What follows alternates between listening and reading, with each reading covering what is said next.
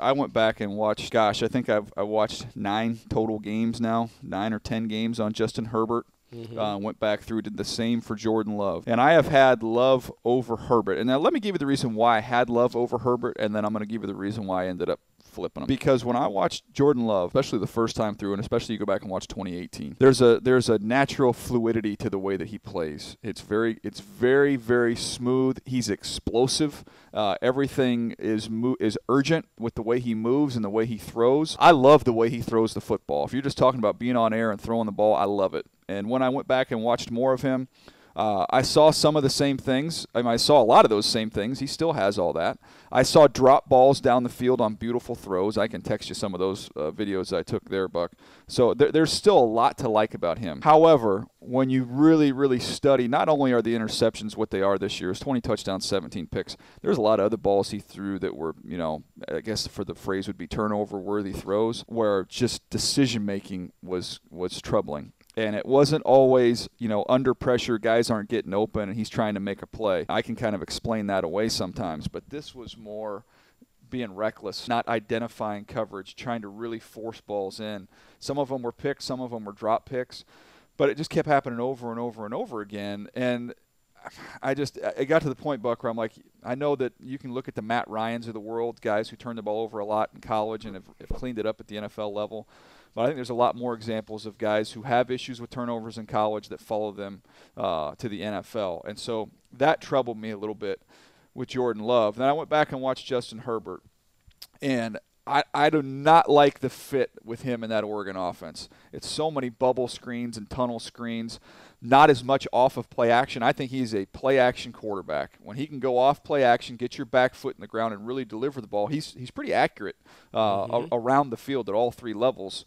To me, just having him sit back there and run gadget, gimmicky plays, bubble screens, it's pump and goes. They're just not asking him to do a lot. But in terms of protecting the football, I thought he did a nice job there. I do know he's athletic and can get out and make plays with his legs. You saw that more towards the end of the season, but he does have that ability. On the negative side, he takes sacks I wish he wouldn't take. I wish he was more urgent and had more aggressiveness the way Jordan Love does. But it's like you said, Buck, it's a floor-ceiling debate. And if I'm putting myself in the shoes of some of these teams and you're picking in the first round, as much as I love what Jordan Love can become, there is the fear of what he could become as well. In terms of the floor and the ceiling, there is a big distance there. Whereas with Justin Herbert, I think there's a smaller gap. I think high floor, maybe a little bit lower ceiling. It's a conservative play, but I just left feeling more comfortable if I'm going to make that selection with having Justin Herbert over Jordan Love. So it's funny that you kind of derived at this conclusion at this point in time. Part of the reason for the majority of the time where I've had to stack these guys or compare and contrast these guys, part of the reason I've kind of leaned towards Justin Herbert is for the reasons that you talk about. I think there's a comfort in knowing exactly what you're getting.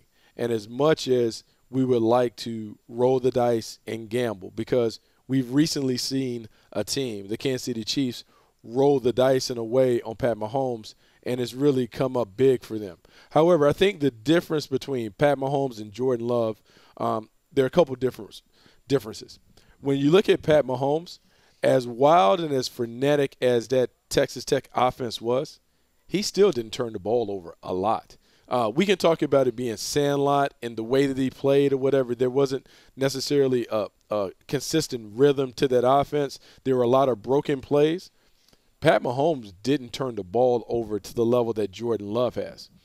Secondly, when it comes to that comparison, because I feel like a lot of people are kind of banking on, well, Pat Mahomes did this, Jordan Love is going to do that. I think it wasn't until we sat in here and we got beside Pat Mahomes that we began to have a great appreciation for the cerebral nature of his game, his recall, his ability to identify old plays and why he made decisions at that time in the moment of the game.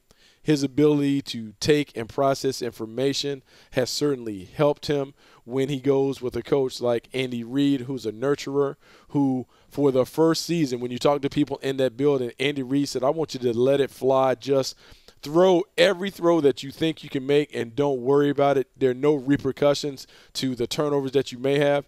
And then slowly but surely that next offseason, they slowly scaled it back and kind of taught to him about decision making and, hey, when it's a green light, when it's a yellow light, and when it's a red light. When you can kind of make those risks and when it's probably best to take the check down or go elsewhere with the ball. Pat Mahomes was able to do that. With Jordan Love, I do wonder, because when you look at the questionable decisions, is he ever going to get to that point where he can dial it back and not play hero ball? When you and I have talked to him, he said, I tried to do too much. I tried to put all of this on my shoulders. I knew we didn't have this and coaching staff, and I was trying to make it happen. I was trying to make it pop. I just wonder, can he rein it in? And so because I don't know if he can rein it in, and I have seen Justin Herbert just kind of, play safe, conservative ball. I know exactly what I'm getting. Look, I may want more, but at least I know this is how he's going to play. It is easier to build a game plan for a player that is consistently at a B+ level than a guy that's at an A level one night and a D level the next night. Those guys are harder to kind of manage and win and build around. Yeah, and I look at, a lot of it with Jordan Love, it's gonna come down to where he goes. I mean, if he goes someplace, as you're kind of getting to, Buck, that understands how to be patient to develop him, I still think, and I haven't changed, even though I've flipped them in my order, I still believe he has more potential than Justin Herbert. If he lands in the right spot, they take their time, they develop him properly. And when I look at teams that make sense, I mean, I look at the Indianapolis Colts. Man, that was the first line they have with that was a quarterback, first friendly team on head my coach. List. Yep. I mean, that's it. I mean, that to me, if you could script it, that's a perfect spot for him. And I think he'd have a chance to be successful. If I was going to say the second place that I would pick for him would probably be the Raiders, because you've got a good offensive line in place. They need to add some weapons, but a good offensive line, run game, and I think John Gruden, be able to work with him. You could have a payoff there down the line. So those are the two teams to me that make the most sense for a guy like Jordan Love. I'm going to throw one more team in there, and I don't know if it'll necessarily be best for him in terms of like learning how to play winning ball, but I do believe Tampa Bay would be a great fit for him in terms of Bruce Arians' philosophy of no risk it, no biscuit, and the vertical passing game. I think it actually works well with Love, and if you give him those weapons on the outside, the big body playmakers, the guys that can kind of expand the strike zone, I think those guys would help him play at a higher level. But in Tampa, we have seen the turnover issues and those things. It would still be a situation of, can he manage it? Can he bring it back? Can he dial it back so he can play winning ball? What teams do you think are ideal fits for Justin Herbert?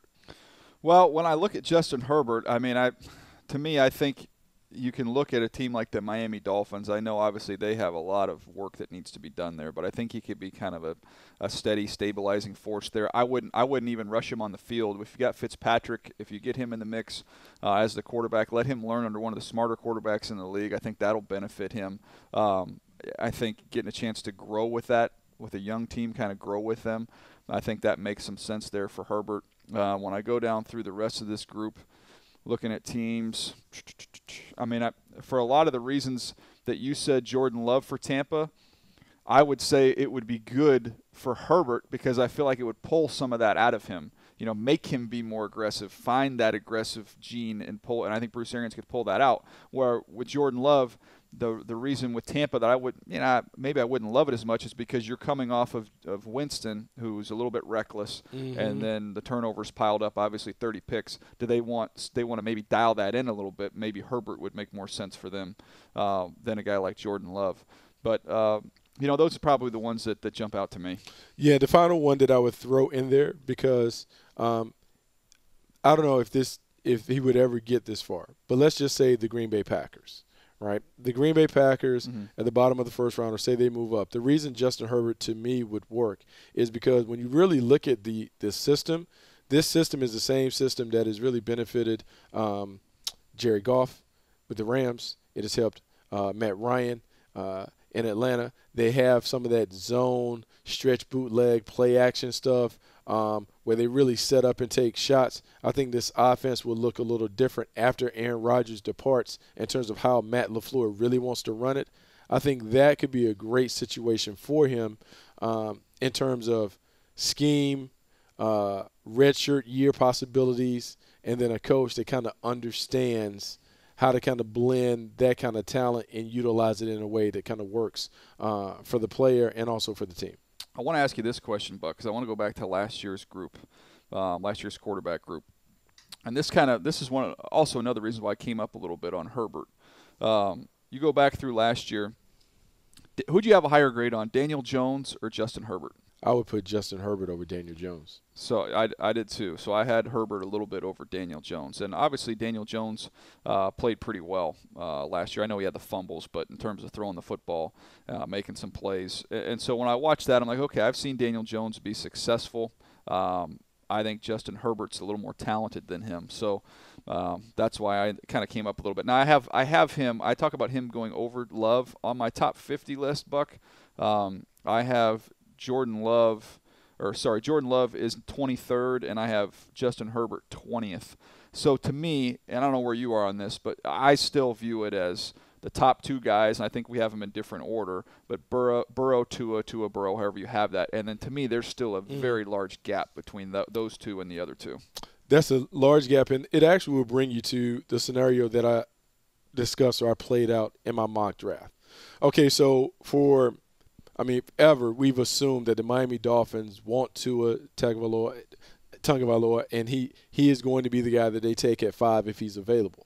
But how about this, DJ? How about the love that we on the outside have for Tua? Maybe it's not matched necessarily in the building. And I'm saying that based on two things. One, Tua talked about he couldn't get a real read for Miami when he was there. There are reports that are out there about that. Two, if you're the Miami Dolphins and you're picking 5, one of the things that we've talked about that when you're in that spot in the top 5, you can't just have a swing and a miss. And I'm not saying that Tua's medical situation is so dire that we don't know, but we really don't know. So when you're 5 and you don't know if Tua is going to be the Tua that you've seen on tape, can you pull the trigger? So how about the Miami Dolphins bypass that because they have 3 picks in the first round? And let's just say that at 5 they take an offensive tackle. Let's just give them Tristan Wirfs. All right? So now you're sitting at 18 and 26. You have 2 picks. And you have Justin Herbert graded at 20. Well, what if I'm the Miami Dolphins and on that second pick I can get him at 18 or maybe 15? Would I be okay with getting a Tristan Wirfs and a Justin Herbert versus rolling the dice on Tua, and Tua may or may not be what I want him to be? I don't know. I think it's a scenario that the Miami Dolphins have to seriously consider because when you're picking that high, what you can't have is you can't have a strikeout. Well, I'll tell you this, though, Buck. The fact that you are almost choking to death while bringing up this scenario leads me to believe that it makes you a little bit nervous of passing on Tua. So you get your tea. You bang out some tea right now and tell me if you feel comfortable about that right now. I mean, I don't know. So I was going through it, and I was like, man, is this crazy? Would this work? But you do wonder, I mean, do they really feel like that about Tua? Do they feel like, hey, we have to go all in, medical history? I've heard that. We'll do it. And then if you also go back, because I still believe Bill Parcells' tentacles are around that building based on Chris Greer's experience. Well, the one thing that Bill Parcells talks about with quarterbacks, he wants experienced guys that have been significant starters, guys that have won at a high level, guys that are college graduates who have a high IQ. Well, of all the quarterbacks that are in the draft that kind of check off the boxes, Justin Herbert fits that profile. 4-year starter, academic All-American, won a ton of games at Oregon. There's just something that leads me to believe that they may have more love for Justin Herbert than we on the outside can envision. And maybe it's easier for them to say, hey, man, let's take a blue-chip tackle early, and then let's figure out how to get back in the mix to get the quarterback. And if we don't get the quarterback this year, there are a couple quarterbacks next year that we can get because they have Ryan Fitzpatrick already in the building. So I don't disagree with you that I could see them bypassing Tua. Where I would push back is I think that they would just take Herbert at 5. Just take him at 5, and a couple reasons. I think they would just take him, and we talked to a lot of the same people. You hear that they really do like Justin Herbert. So if that's the case, if they end up taking Herbert at 5, why would they? Yeah, well, you could get your guy right now. You come back, and there's tackle depth. If you want to get a tackle, you're still going to probably get a good one. Maybe you get Austin Jackson, whoever else. Josh Jones will be there. So one of those two guys will be there at that point in time. I would just say if you like a quarterback, don't risk it. Just take him right there. And to me, it's interesting. We talk about the Dolphins. You talk about the Parcells influence. Go back in time. Remember Jake Long? I know they were in a different situation quarterback-wise. Jake Long, Matt Ryan. Don't do that again. If you love the guy, go ahead and take the quarterback. I know they were in a different place right then at the quarterback position. I don't want Dolphin fans to get at me, but in hindsight, if there's a big-time quarterback, you take the big-time quarterback. So it's funny because the situation that I laid out is basically the situation that we did for the Giants the entire year in a run-up to the draft. We had them take a blue-chip player early, come back and get Daniel Jones. But lo and behold, on draft day, oh, my God, 6th pick, Daniel Jones goes because they wanted the player. So maybe it's a situation, as you alluded to, hey, take Justin Herbert, eat whatever you have to eat, the criticism, because everyone's like, I can't believe you took him at 5. But if that's your guy, you come back and get the other stuff. It doesn't matter if he plays to the level that you expect him to play at. And I would imagine, Buck, under that scenario, let's say that Tua – doesn't go 5, that the Dolphins pass. I cannot see the Chargers passing on him at 6. Well, I mean, maybe they need the position and with his talent. Yeah, maybe, I just can't see it. I know. Maybe that's what I really wanted because I was like, man, that'd be a great thing. Because imagine Tua playing on the West Coast. Keep him in L.A. Yeah, keep him in L.A., keep him on the West Coast, keep him around. In a situation where it's a natural redshirt because Tyrod Taylor can start and play the whole year if they wanted him to play and wait for Tua to slowly develop. Also, you talk about needing to put butts in seats in L.A., well, that's going to do it. When you think about the community and all of the other stuff, like Tua will be celebrated over here because the proximity to Hawaii. So I just think there are a lot of things that make sense about that situation. If Tua is available at 6 and they take him, yeah, I absolutely believe it's a scenario that could play out. I want to pose this question. This is not what we're going to talk about, but I've just been thinking about this. I can't get it off my mind. So is there a player in this year's draft that keeps you up at night? And what I say about that is whether you feel like maybe you're too high or too low. Is there one? Because I have one. I have one that there's – and I promise you by the time I get to my final update, he's going to end up being in my top 50 because every time I put one of these lists out and I look at it and I look, okay, who I ask myself, who am I going to regret 3 years from now? Who am I going to regret not having in my top 50? And I keep – every time I do this, Buck, the same name just haunts me, and I look at it over and over and over again. Who is it? Can you guess who it is? No, who is it? It's Jalen Hurts. It's Jalen Hurts. Because I can see Jalen Hurts going at the top of the second round or maybe even, who knows. Maybe somebody would shock us and trade into the back end of one. But I just think if somebody wants to build that offense around him with his playmaking ability, and I know he's not perfect. I know he's got room to grow there in terms of throwing with anticipation. But this guy can make plays with his legs. He's tough. He's won a bunch. You even look at the numbers that he's put up, completing a high percentage of passes. There's so many boxes that kid checks, and especially from a competitive standpoint, Buck, I just feel there's that little knot in my stomach going, don't sleep on this kid. And I feel like I am, and that's the one regret that I have. Every night when I go to bed, I sit there and go, man, I hope I'm not wrong on Jalen Hurts because that kid, I just get a feeling that somehow this kid ends up in the right spot. He can't do it for all 32 and in every situation, but if he ends up in the right spot and they commit to building that offense around his skill set, I think you got something. It's funny that you bring him up, and I've been a big proponent that he reminds me so much of Dak Prescott that it's crazy. I won't say that their games are exactly the same, but I think what Dak Prescott has done is he is giving teams a blueprint for how to play with the Jalen Hurts. So a team that has a power-based running game, an offensive line that is intact, a team that just needs what I would call the other stuff. The leadership, the stability, the consistency, knowing that he's going to show up each and every week and bring the toughness and all of that. Well, Jalen Hurts provides that. The fact that he's done it for 2 programs, Alabama and Oklahoma respectively, I'm encouraged by that. The fact that he did it learning a playbook really quickly in Oklahoma suggests that he can get up to speed and be ready to play. There's a lot to like about Jalen Hurts, and I think the thing that impresses me about how he's handled this process, I feel like at every milestone, he's gotten better. I felt like he was better at the Senior Bowl than maybe he was during the regular season. I felt like he threw the ball better at the Combine than he did at the Senior Bowl and in the regular season, just in terms of mechanically spinning it and the like. I also felt like, because it was my third time interviewing him, I feel like I'm now beginning to get more of the personality that shows up in the locker room out. The last time we had a conversation, I felt like he opened up and kind of really shared, hey, here's how I go about it. I'm a coach's son. I'm really similar in terms of mindset to Nick Saban. I kind of get it, how to earn your way or whatever. I think that plays really, really well in meetings. I think it makes it very easy for a head coach to fall in love with him. And I think the head coach that falls in love with Jalen Hurts is a defensive-minded head coach that understands that Jalen Hurts understands how important ball security is and how important the other stuff in terms of, man, I can sacrifice my individual numbers. All I want to do is win. I think defensive coaches find comfort in those kind of guys as opposed to offensive guys. Yeah, I mean, I hear you on the defensive coach thing. I also think of, the Raiders' message last year, right? They're going to get tougher. They're going to get physical. And I sit there and I think, man, if they've got Josh Jacobs, you've still got Derek Carr there, so you don't have to rush Jalen Hurts onto the field if you don't want to.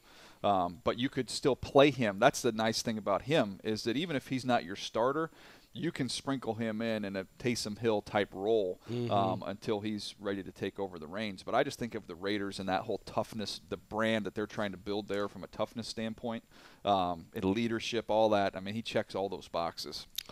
Yeah, I think he plays well there. I think another team that I would say, the Pittsburgh Steelers, I feel like he would be a really good fit there. Yep. The level of toughness and what Pittsburgh is all about. And what I would say is the metamorphosis of what the Pittsburgh Steelers are going to be. They've been an offensive-driven team the last 4 or 5 years with Big Ben and the Killer Bees and all that other stuff with Le'Veon Bell and AB. I think we saw that shift where the defense had to step up. If you don't get Big Ben back, and we've seen that Mason Rudolph and, look, Doug Hodges, those guys are what they are, but maybe Jalen Hurts can get them to play more of that conservative, old-school, smash-mouth football that has really played well in Pittsburgh in the past. All right, we talked about this a little bit earlier, so we don't need to spend much time here. But I do want to ask you about that Alabama receiving core that we saw this last year, because I was sitting there thinking, I don't think I've seen a better receiving core in college football than this one. You can go back and say with Odell and Jarvis, that was a big-time pairing they had at LSU. The offense didn't showcase them quite as much as it should have, to be honest with you.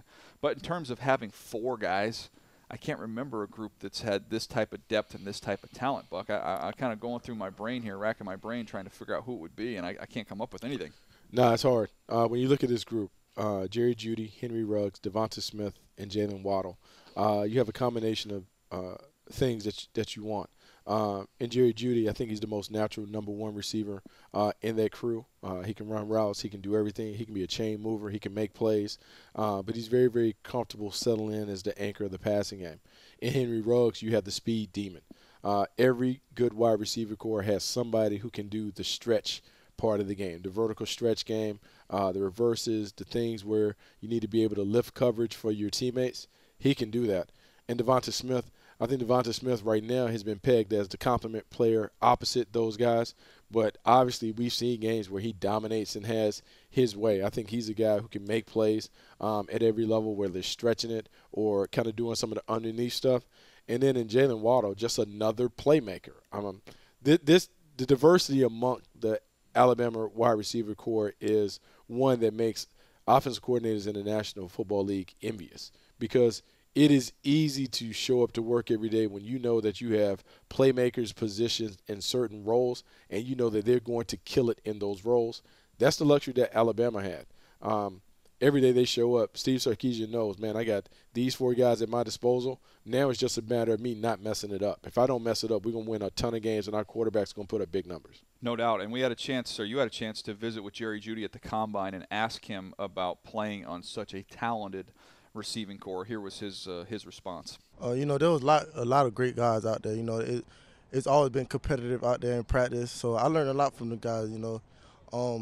I really learned about making the best of your opportunities, because your opportunity is so limited with all these great receivers around. So once you get an opportunity, you just got to make the best of it. Well, Buck, you could hear it there. I mean, it's a blessing to be able to have the talent. It's another thing to be pushed. And these guys have all been able to push one another at Alabama, and I think it bodes well for all four of them. I think we could look back a decade from now and we'll be talking about how special that receiving group was. It is a very special receiving group, and Jerry Judy alluded to, and I've talked to our former colleague here, Reggie Wayne, who's a close friend. He talked about Miami. And at Miami, when he was there with Andre Johnson and Santana Moss, that might be the one. That's the one. Then. And he said, Buck, like you couldn't have a sprained ankle. Like you had to tape it up and go, because if you set out, you ran the risk of never getting your spot back, and that it was so competitive that no one knew who was starting until Saturday when they put the names on the whiteboard. If you can imagine how competitive that is, where you just don't know, I don't know who the 3 starting receivers are going to be. I'm going to wait till Saturday a.m. to announce my starters. Every coach would love to have that kind of competitive room where you don't have to coach. Hey, I don't have to yell. I don't have to do anything, because the guy that's right behind you, that guy can play. And I am not worried about you and your antics and anything else. Compete at a high level. If you don't, we'll just play the next player. Yeah, I forgot about that Miami group. Yeah, that was an unbelievable receiving core. And I would say probably the Clemson group. I think there was a little bit of carryover, right? With Sammy Watkins, Williams, DeAndre Hopkins. I don't know if Mike Williams was a baby when he was there, but they certainly had enough. They had enough guys there. Just the fact that you had Sammy and DeAndre. Adam Humphries was don't there. Forget, Martavis Bryant was in that mix there. I mean, DJ, you might open up a can. Good group. Yeah, that's pretty good group. This Alabama group is really good too. You have to stack those up. Yeah, that's a good crew. No doubt. All right, I have got 3 new guys in my top 50 here, Buck. I'll go through them each real quick here. Antoine Winfield. The only question I really had on him after watching him on tape, I gave him a great grade, was the play speed, or the time speed, and he put down a 4.45 at the combine. Had a phenomenal workout, so he ended up climbing into the top 50. Somebody that can play in the nickel, can play as the high safety. We've talked about it all the time. Guys that are around the ball in college, guess what? They end up being around the ball at the pros. That's why I had Antoine Winfield moving up there. Denzel Mims from Baylor. Talk about acing the postseason. Phenomenal Senior Bowl. Big-time combine. Runs in the high 4.3s.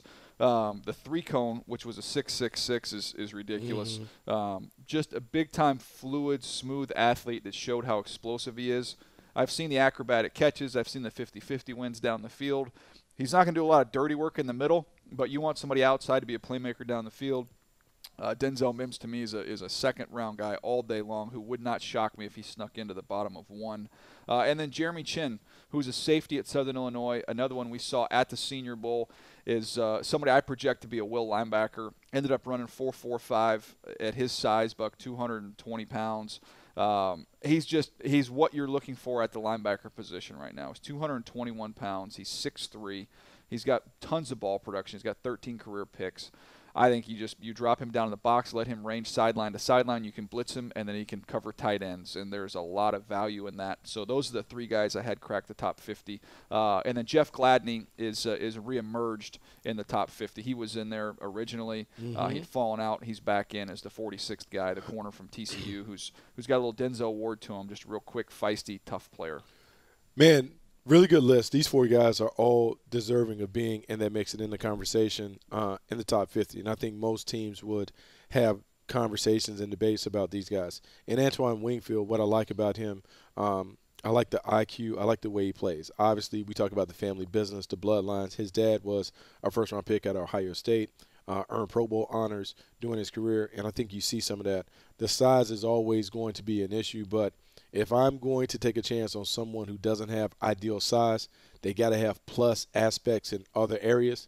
Well, he has that. 4.45 40, explosive vertical and broad jumps, plus the IQ and the ball skills. I'm willing to take a chance on him. Denzel Mims is interesting to me, and I'm going to kind of pose this to you. There's a conversation on the outside where people are talking about T. Higgins being the outside guy. Well, if you don't necessarily like T. Higgins and you don't want to maybe have to plop down and spend that kind of draft capital to get him where we think he's going to go, well, why not get a Denzel Mims if Denzel Mims is available in the second round? Because when you look at them, he has height, he has speed. We've seen the fluidity in terms of being able to make plays on the outside. Doesn't love it when it's noisy inside the numbers, but neither does T. Higgins. And so I think the conversation then becomes in value, how high do you value T. Higgins? How high do you value Denzel Mims? I think Mims has helped himself, but I do believe that's a conversation because as we talked about stacking the order and putting these guys in positions at wide receiver, I think Higgins and Mims play the same position. Now, which one do you trust more in big games? I think we need to have this. That's a good topic for a future podcast. It's kind of the McDonald's versus McDowell's group. Like you're gonna have to pay those premium prices for this version, but you get kind of the same thing for a little bit cheaper. Right. You know, that's we got to get that going. Yeah. No. I think that's a conversation that you have to have because there's so many wide receivers in this group, and we've talked about when you're a team that's picking in the first round, and everyone says, "Oh, you need a wide receiver." Can I get a comparable version of that wide receiver in a later round? If I can, then I can use my draft capital in the first round on another thing. And then Jeremy Chin, the Southern Illinois safety, you talk about that size and projecting him maybe as a guy that can drop down in the box.